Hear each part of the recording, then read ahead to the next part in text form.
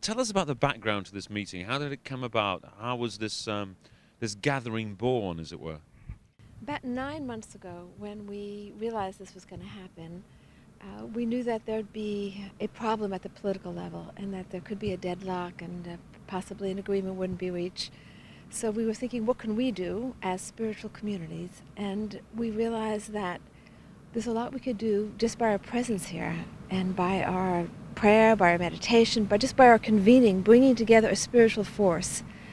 So we looked hard. We have a very wonderful network of spiritual leaders around the world, and we handpicked about 40, representing all the different faiths and regions of the world, knowing that together they could create a sense of unity that hasn't been born yet.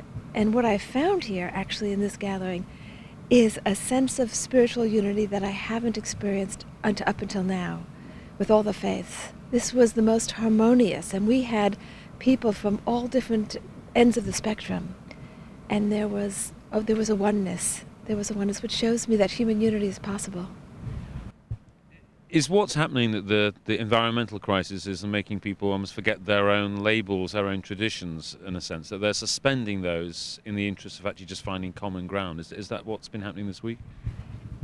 That's exactly what's been happening. And while the nations have gone into a defensive position, defending their turf and their economies, the spiritual communities, the spiritual leaders have moved beyond their national identities and their religious identities and are thinking of their human identity and the sense that this is a shared planet that nourishes us all. And that's the only important thing to remember, is that if the planet goes, we all go.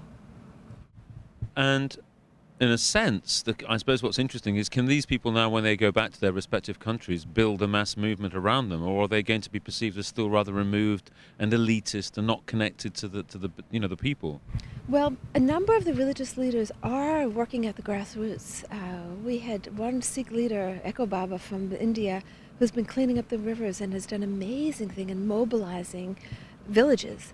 So there's definitely the ability to mobilize, but I think as important is that they've come together to form a World Spiritual Leaders Forum to address climate change.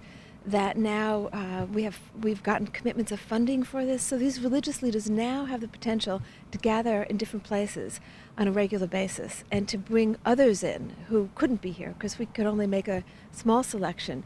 I think we can mobilize hundreds and hundreds of religious and spiritual leaders to become a visible force, to become a strong voice on this issue. So where do you go from here? What's the plan after you leave Copenhagen? Well, we are going to go back now and form this forum, and our next intention is to gather in Washington when the U.S. Senate begins to debate the climate change bill, because again, just as the nations are defending their turf, there are going to be special interest groups trying to defend their turf, and as they are demonstrating disunity, we have to demonstrate unity. These are the polar forces. There's the pull to defend your turf and forget about the bigger issues. And what the spiritual leaders can do is create the pull for unity to keep before us the bigger issue, the most important issue, and that's going to be the pull.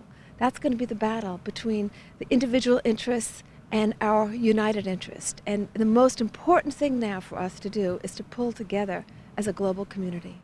So can we look forward to seeing Sikh leaders and Sufi leaders hand in hand with U.S. evangelicals on the Senate floor? Hand in hand with U.S. evangelicals at the steps of the Senate, calling for compassion, for wisdom, for love, and for a deeper vision. And we'll be traveling the world with this message.